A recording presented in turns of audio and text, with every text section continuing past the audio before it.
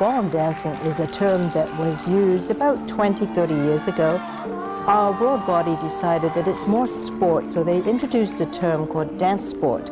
And now DanceSport applies to both standard and Latin dancing. And ballroom is something that is a room. It's not a sport.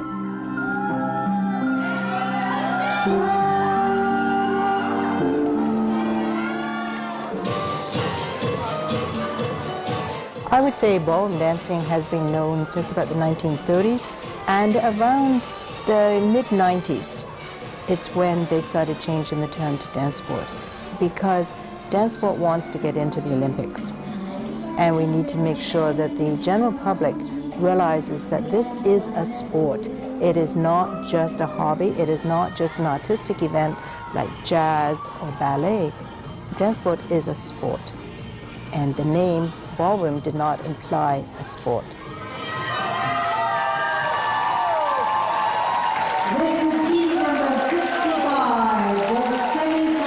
The first Canadian championship was held 57 years ago, so it's been around in Canada for a long time. Unfortunately, dance sport was not a hobby that a lot of young Canadians took up. So back in the early 50s, it was taken up by a lot of seniors mainly who immigrated from Great Britain and Europe. And as the immigration of Russians and Polish and the Asian people came to Canada, they were used to it being in the younger generation. And so now we have tons of young children involved in dance sport. And that's the future of a sport. You have to have a good base so that they will grow up in the sport and become our champions. And now we're very competitive on the world scene as a result.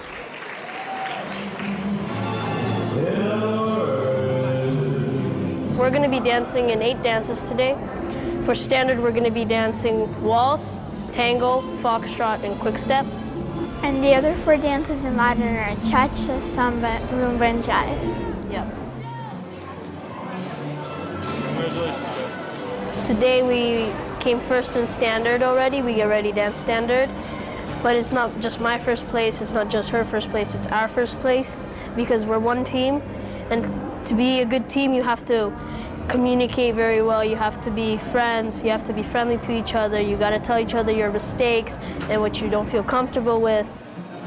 Once I go on the floor, I feel really proud of myself, and I just do what I can, and I'm not scared to show my emotions, and I just kind of show off.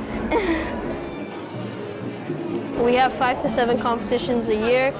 I really look forward to them because when I'm there, I feel like I have to show everything that I've worked on for this period of time.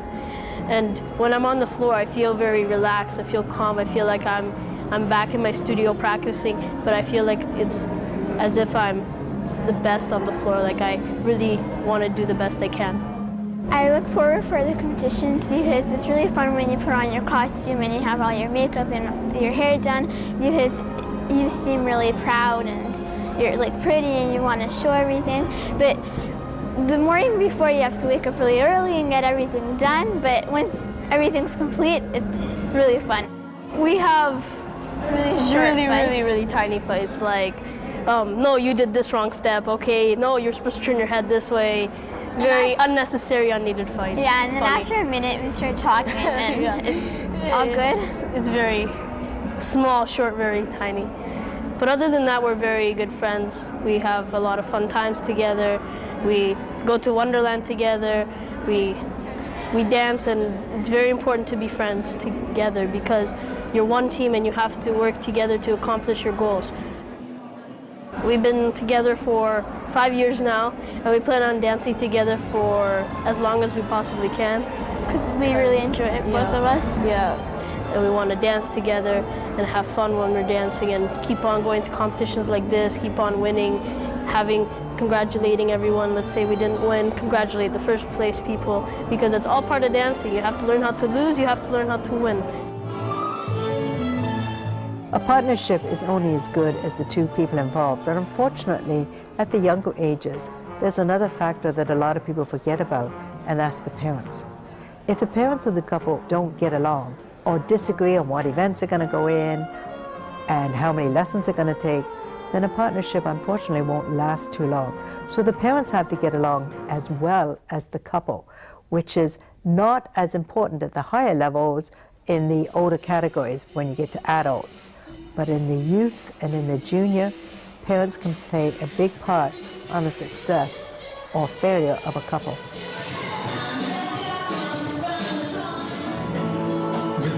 Two reasons I am here, because I am owner of Dance Mania Studio, and we bring on this competition 45 couples to compete. And second reason, I am one from judge who judges this competition. Before 10-15 years, this was only competitions for adults, for seniors. Right now, DanceSport become younger. Youngest competitive children is 4 or 5 years old, and they start dance. And for sure, if they start in this age dance, they get better results later. He's brought in a lot of very good coaches, not just Igor and his wife, but all of the coaching staff at his 4 studios are extremely good dancers. They've either competed in Europe and immigrated to Canada, or they came here and competed and were one of our top dancers. So a lot of times it's who's on your staff that helps too. Discipline, it's very, very important thing for me, because I've been growing in Russia, and the discipline there is on the first place. So before you go in on the floor on the competition, you have to be prepared mentally, physically to take the all pressure. It is still a sport. Your first dance, the cha-cha. Some of the parents take too serious. Some of the parents are very critical to their kids. Some of the parents are opposite. They are always cheering them up. They are trying to say that they are always the best. They are always doing a good job. And there is a parent who's very strict. Does not matter even their first place. They're not going to say, "You done a good job." You still have to work on something. What I agree with that we don't have a level of perfection. There is always some place to improve.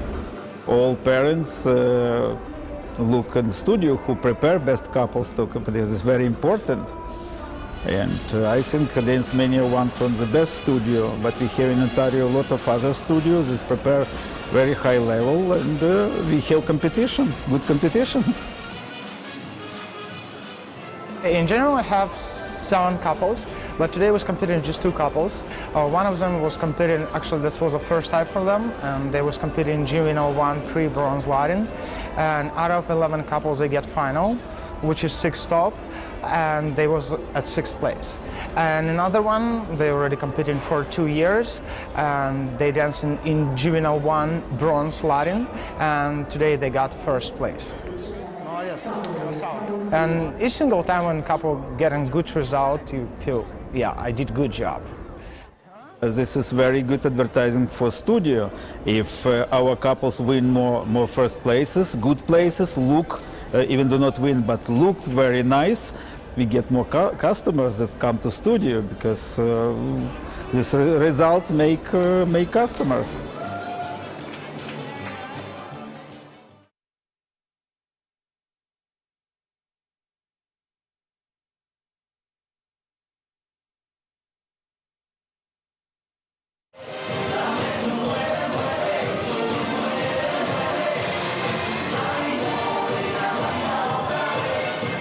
DanceSport is divided into 7 age categories. Begins at juvenile 1 and goes all the way through to senior 3.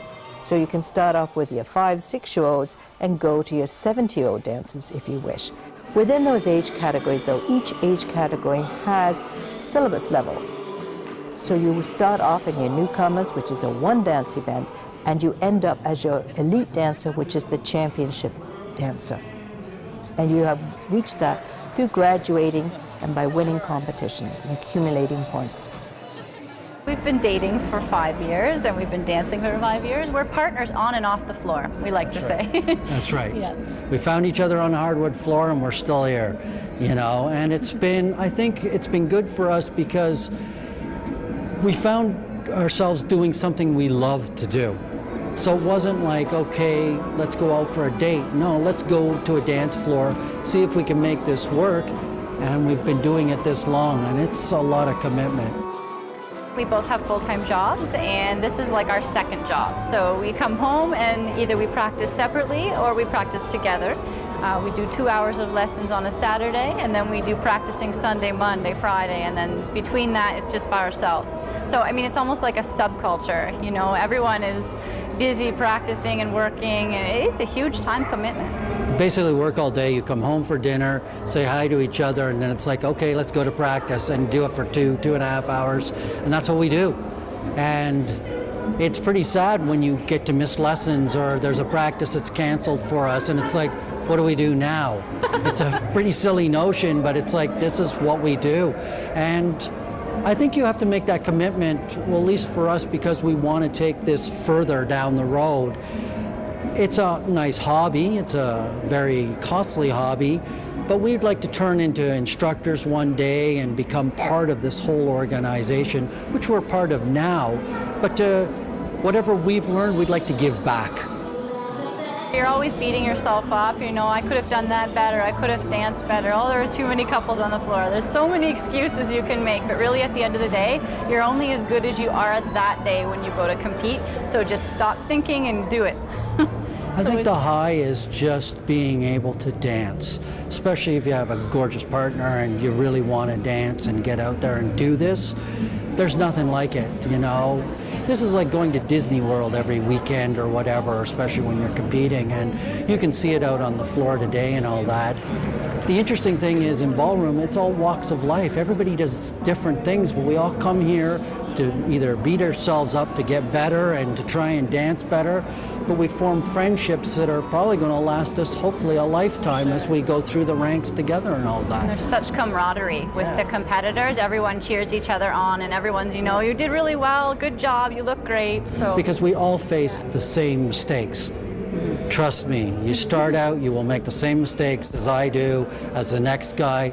So you always build on that and you appreciate what everybody is doing on a whole different level that I haven't found anywhere else. There's a lot of theatrical work to dancing, not just the dancing itself. There's a lot of working on your frame. So your frame would be your arms and how they are with your partners, and working on your head and how your head moves while you're dancing, and yes, the expression for sure. It's about presence. So if you can walk onto the floor and you can have a presence and people are drawn to you, it's something that not everybody can do really well. It takes a lot of work to do, but when the judges or when the audience can see you and they see just you, that's really good. I think the only expression you need in the beginning is the deer caught in the headlights, because that's what it's like, because you're thinking about your routine, you're thinking whether your partner's right, you're thinking this is right, you've got too much going on in your head. That's why if you look out on the floor, sometimes you'll go, and the guys are the worst for this, because we're supposed to technically lead the dance, we're supposed to keep her in time and onto the beat, and our footwork has to be right.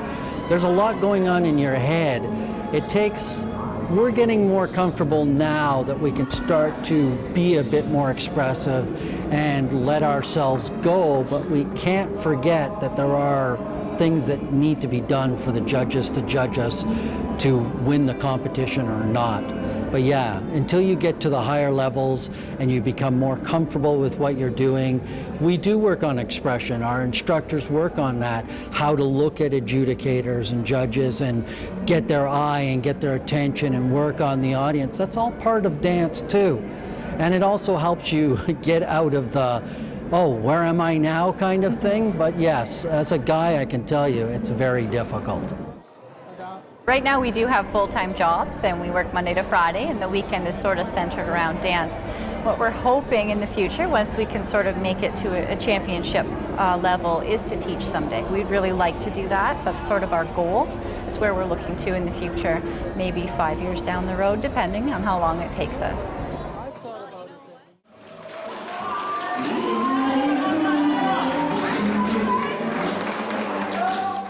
The costume is very important in this sport. It basically enhances the dancer, both the male and the female. It enhances their movement, and it shows them off to the judges. So the right combination of color and stonework, because that really makes things stand out, is really vital to getting yourself seen on the dance floor. Consignment wear for ladies and for men is an area of the market that we saw that wasn't being filled. A lot of dancers have finished with a dress and they want to move into something new, so they put it into consignment so that they can get some money out of it, and then someone else can pick up a new dress and at a reasonable price. The blue dress we have here is made from satin and has peacock feathers and Swarovski stoning. They're made all over North America, and this one specifically is running at around $1,600, but they can run anywhere from $850 to $2,500 depending on the amount of work that goes into them. Specific shoes for dancing always have a suede bottom, allows the dancer to grip and to slide when they need to, and provides a lot of flexibility in a shoe. This is a typical competition shoe, and this would be a typical male competition shoe, patent, standard 1-inch heel, and again with a suede bottom. So here we have a Latin dress, gold dress. It has a lot of revealing area at the back, the idea to show the body more, to be a little bit more sexy. They have stoning on them. The amount of stoning depends on just what the customers are requiring. And it is sometimes comes with accessories such as neck choker or armbands, wristbands, and it can be accessorized in many different ways, including fringing. This pair of eyelashes, they have crystals, stones adhered to them, and again, it just gives a little bit more noticeability to whatever the competitor's wearing. Tanning is important because the competitor is trying to get a very much Latin look. So the darker the tan and the darker the skin tone, it gives them that Latin look, which again enhances them in front of the judges. I would say that the overall appearance has influence, but it's not the criteria the judges are supposed to be using. The judges are supposed to be using your dancing, your technique, your timing, your floor craft, your musicality. Those are supposed to be more important. And one would hope that the judges are not concentrating on, oh, that's a new dress, I like it, I'm going to give her first, she's got the best dress out there. Unfortunately, some of the lower competitors sometimes think that's what makes the difference, but it isn't.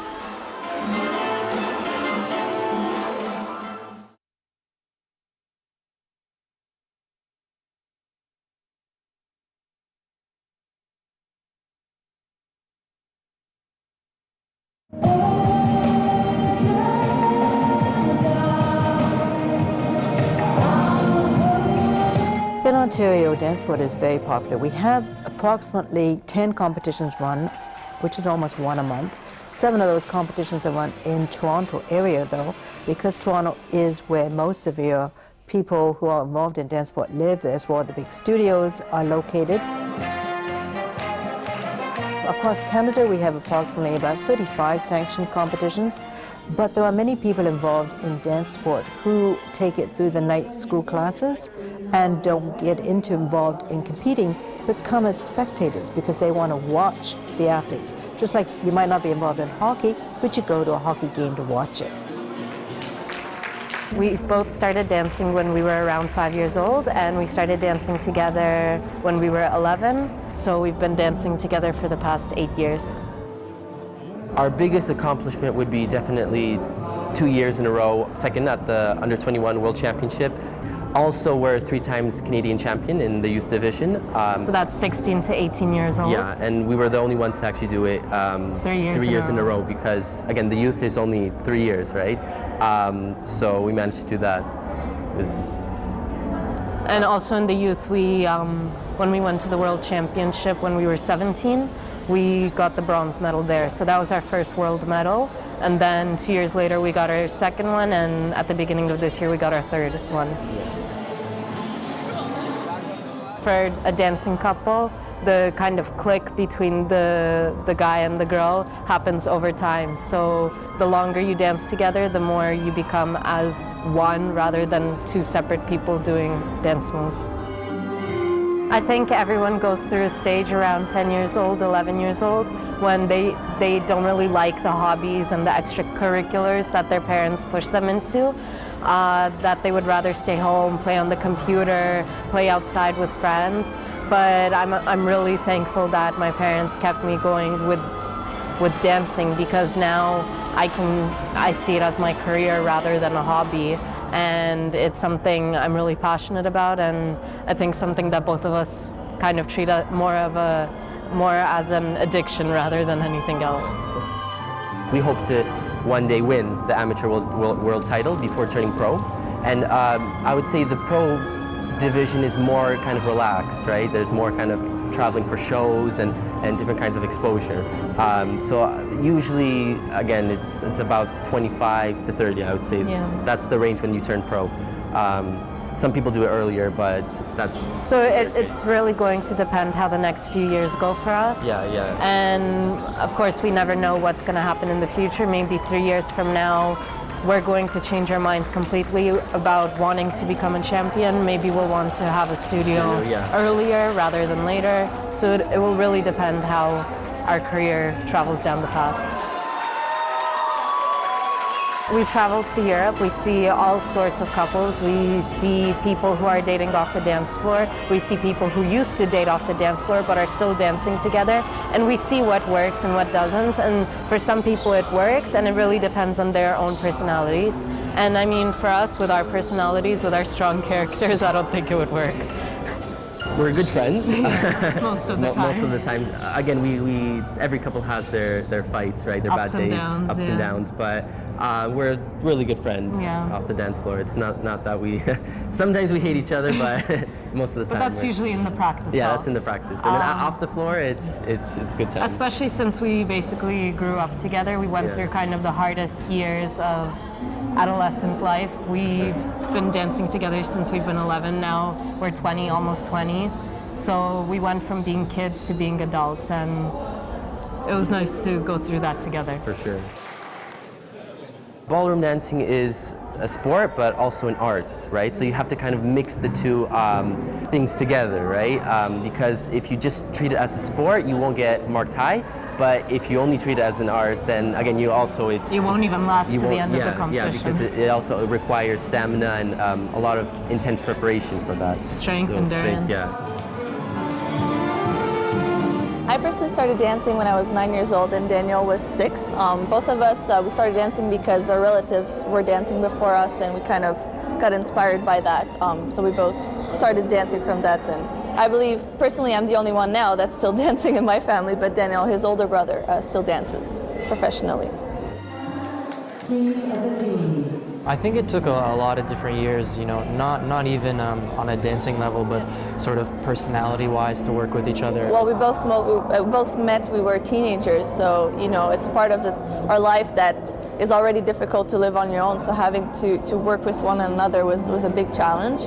But I think having us passing through those hard or more difficult moments of, you know, learning about yourself, learning about the other person makes us way stronger now, you know.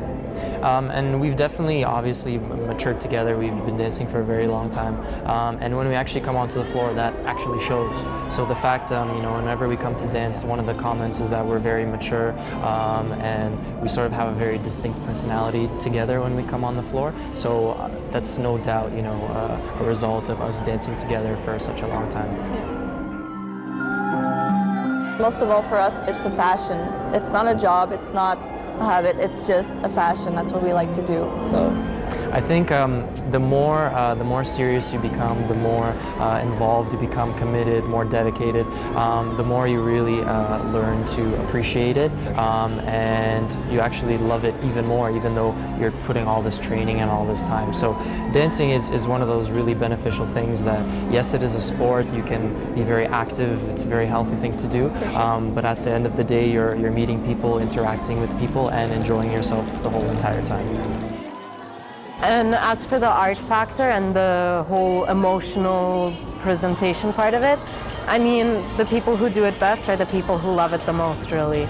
Because the best way to show your emotion on the dance floor is if it's a real emotion. So when you really love what you're doing and you're really enjoying yourself, the emotion comes out naturally and it's just there and people see it right away. And that's what gets people's attention.